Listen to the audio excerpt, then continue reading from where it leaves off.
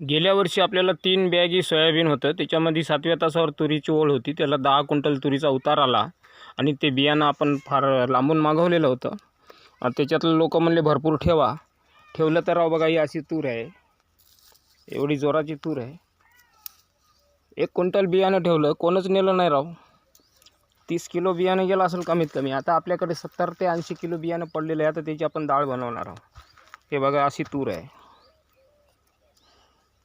एकच झाड आहे हे बघा, एकच झाड आहे, अशी तूर आहे.